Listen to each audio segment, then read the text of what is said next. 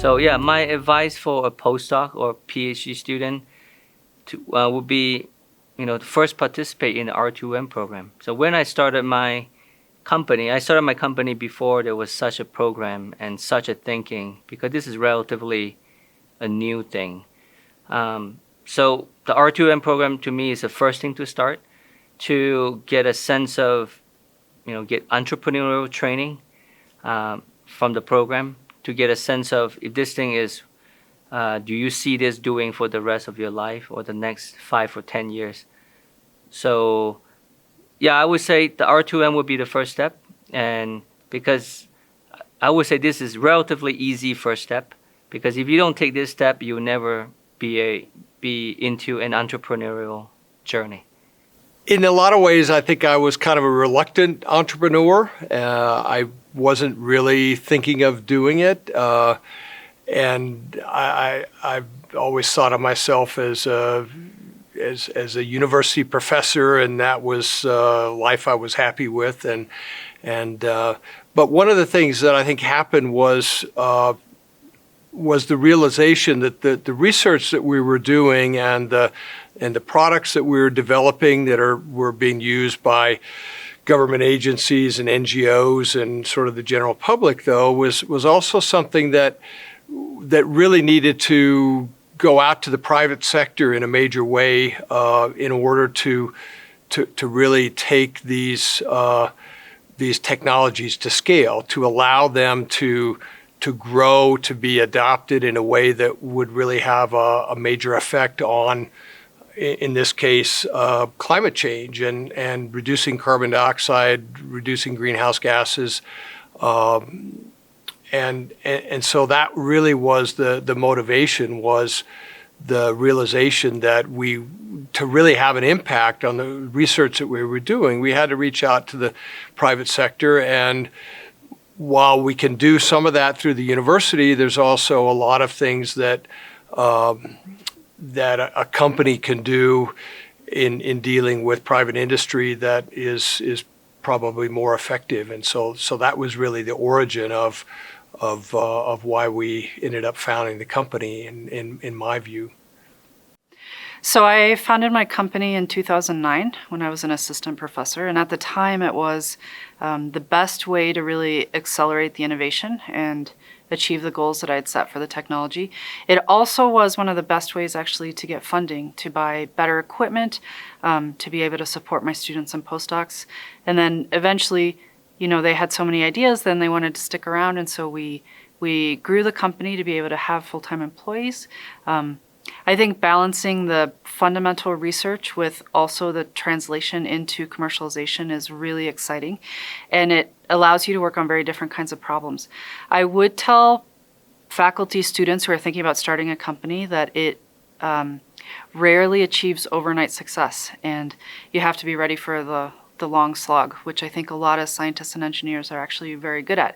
I would also say that there are very few true dead ends. So if you really think your idea is a great one, you can weather funding cycles, you can weather shifts in strategic partnerships, as long as you really keep your head up and you have your eyes set on a goal that will actually bring technology to market that people need. So I've been through a number of different startup incubator types of processes, and last year I had a chance to go through the R2M program with Steve Albers here. And my participation was partial because I've been through a number of startups ahead of time, but it also involved graduate students and postdocs from my research group. And I think the event and that activity is very helpful for students and postdocs interested in the entrepreneurial side, because it shows them the entire process and not just the basic science concepts that they're used to being trained in.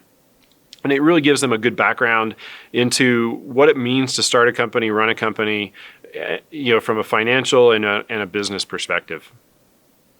Okay, so starting a company is a complicated thing. I mean, it doesn't matter if it's a advisor postdoc relationship or any two co-founders on the street. It doesn't matter.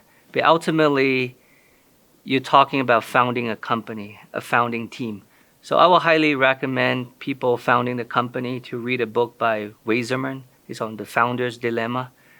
So this kind of issues and frictions will exist. Doesn't matter if it's a postdoc advisor or postdoc relationship or any two people on the street, because ultimately it's about that trust. Would you go all the way with me in this journey?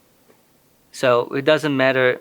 The good thing is because Gary and I had such a close relationship that we are not randomly two people on the street. So we are, we know heart to heart what we want and the vision of the company. So that building that trust, I think, is the foundation of the founding team. So yeah, I think that kind of relationship between advisor and postdoc or advisor and PhD student, I think they're unique compared to any two person on the street founding the company, because there's that trust that built already and capability, and also to me there's a lot of softening, like commitment, and also do the founding teams have what it takes to take the company all the way? Like, do I bail out in year 2? This kind of thing is I would say unique between advisors and postdoc in my case. Now, where do we expect to go from here? Well, we've been growing along steadily ever since then, and we think that there's still a very, very bright future for us. And a lot of that has to do with some of the redirecting and refocusing that took place during that program. And so another benefit there is that that program also gives you a little bit of reflection. For most professors are not going to be the ones that can keep rowing the boat as you go forward with that company. And so you need to be looking at who are the people that can wear and play the right roles to help that company get to the next step. And a lot of times with many technology and physical science startups, you need to be building a team that you trust and that has the technical background and the ability to communicate in order to find those next group of early users, or to find the right partnerships that are going to really help your company grow into something viable. And the good news is those people are probably already around you because they're your graduate students, they're your postdocs, they're people in your department, and that's been another wonderful thing for us. As we've grown, we've hired CSU students, we've had CSU interns, we've sampled from across the college business school. Students and contributors have played an important part, and so this is a wonderful community where actually so many of the resources are at just arm's length away. That there's a lot of room for success and bringing a lot of people along with you.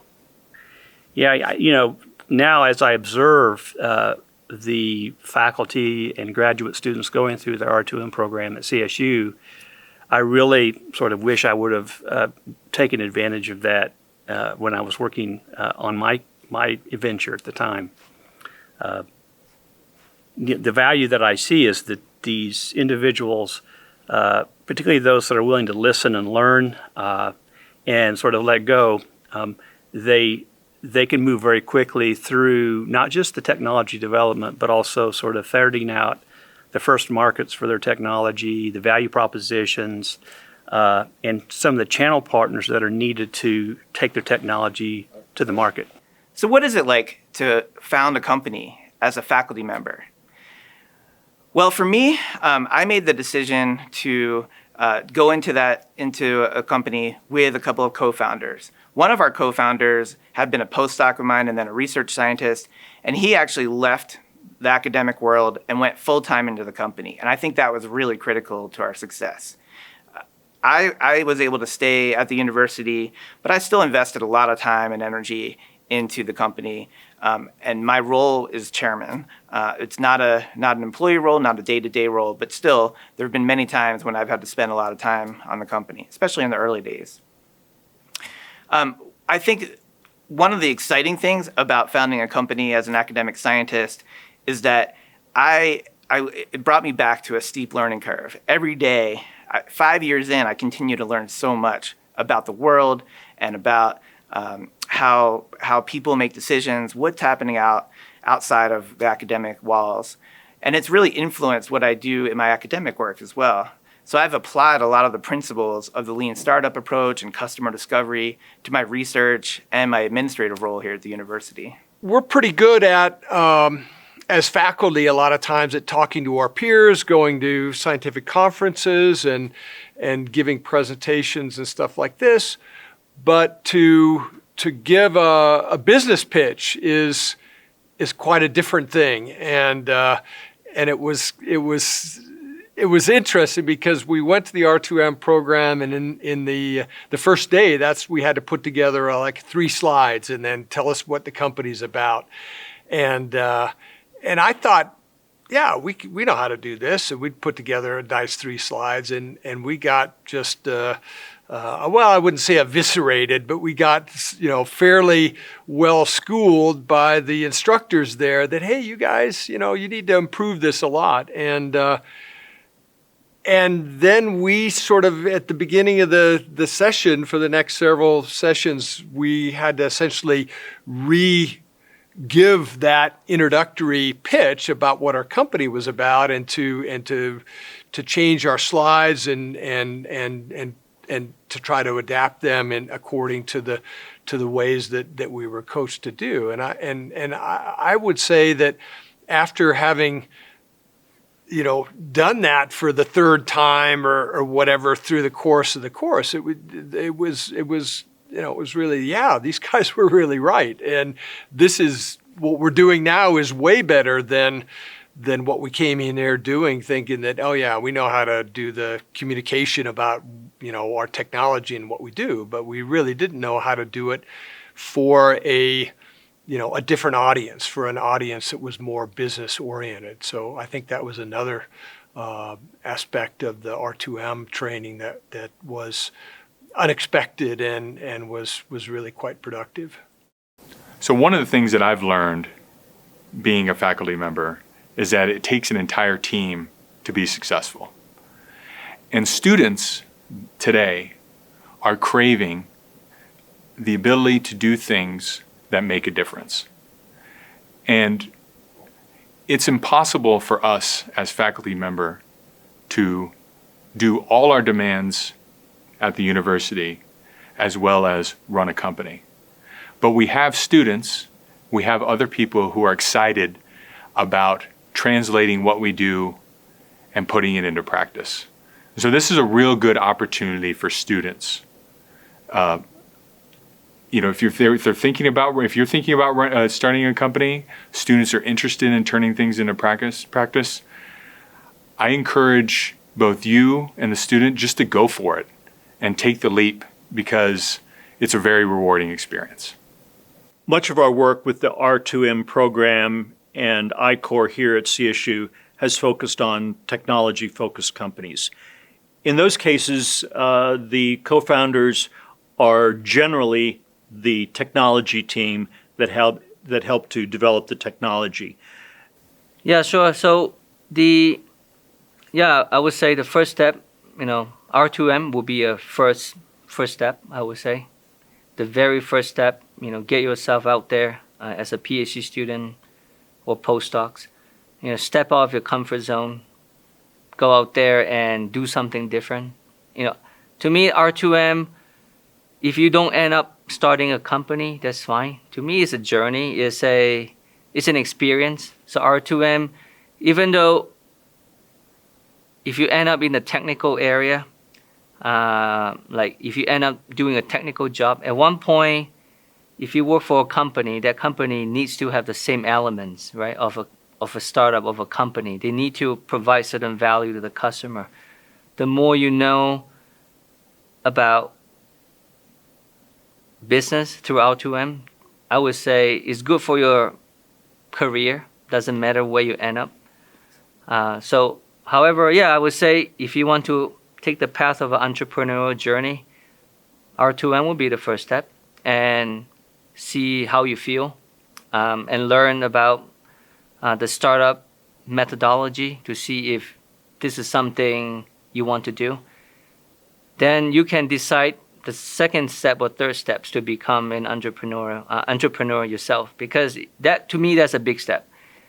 is about, for me, is about quitting my postdoc halfway. Not halfway. Towards the end, the thing is I quit my postdoc because I secure funding for my company. I'm ready to quit and move on. So, and I have a family, I have a wife, I have a kid. I have bills to pay. So, yeah, to me, that's the first step. That's the hardest step for anybody to step outside that comfort of regular paychecks and not go hungry. I mean, that's the hardest thing. So I would say that's from the soft skill, like if you have the courage to do it. But R2M will prepare you at the beginning to give you as much information as you need. Taking the step to be an entrepreneur is totally up to you. I find it very rewarding to connect anyone, with it, using my network to help connect others and, learn from some of the mistakes that I've made. But really, being a cheerleader and being able to share very openly and just some of the challenges that you've gone through as well can be very important too. And learning, I think also, as females, learning to trust our gut. We have these gut instincts that are very important as well. And that's something that I've learned going through this. You get a lot of, in the beginning, you get a lot of feedback on, from anywhere from business strategy to, you get so much feedback and it's hard to know, what to do with that. And oftentimes you're in a situation where you don't know what you don't know. And then you start to get to a point where you do know what you don't know. And then you learn who you can lean on. You're trusting your gut. You're going to different advisors and mentors, and you're really using that network to help you build a foundation. And it's also important to recognize that it's okay when you don't know too. That's a process. Going through this process, again, whether you're a faculty or staff and you've got an idea, or you've already started a company and now you're getting ready to, raise capital. This is constantly a growing process. It's okay to not know things and to ask questions. And that's all a part of growing and becoming a viable business. I find no shame. I'm very proud in, my background and who I am, but I find no shame in asking questions and in seeking answers to questions that I need help with. In terms of the things that I would pass on to a young faculty member or one of the technical team, is that there are a few certainties. One is your business plan is wrong. You just don't know in what way. And you're really embarking on a path that it's hard to see where that's going to go. Chaos is going to be part of the equation. So the ideal profiler has to be some acceptance of that chaotic phase and willingness to deal with uncertainty. So for graduate students or postdocs that are thinking about getting involved in a startup company, there's a lot to get excited about. It's a journey for sure. And you never know whether you'll be successful. But regardless, you're going to learn so much about how to bring technology to people, how to take what we do here on a research campus and translate it into something that people can use and make their lives better. So if you're a faculty member and you're curious about starting a company and what some of those initial steps are, one thing that should be very reassuring is that CSU has a wonderful community of people that can help. And so you've got tremendous resources in the Technology Transfer Office at CSU Ventures. You've got entrepreneurial enclaves like some of the people you'll find at the CSU Powerhouse. And so the advice I'd give is don't think that this is a time to reinvent the wheel, is that you should really survey broadly from around the community that's already been successful and sort of been there and done that and made some mistakes but learned from it. And those people can really be very encouraging, and I think would show you that there's plenty of material already out there for you to get started, even if you've never started a company before. And so that's the first step. I'd recommend to students that they do the R2M if they think they can actually put the time in, because it is it's not a good use of your time if you're just trying to get through the interviews and not do it the right way. I mean, for us, we were looking for a window product, and one option is you can call like Home Depot and just rack up like questions about windows, or you can call the real experts, consultants, et cetera, in your field that can really tell you about your product. So unless you're really willing to do the tough work, which will pay off because you'll learn how to network, you'll learn how to ask the right questions, then yeah, I would absolutely do it if you're willing to put the time in. So being an academic researcher, we often encounter people that have an entrepreneurial spirit, and you know it when you see it.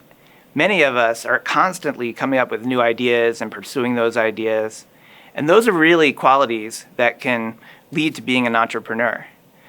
What I've seen is that people who have both that creativity, that perception, so they listen really well and they can identify opportunities and challenges that need to be solved, and then also that drive to get things done, those people are potential entrepreneurs.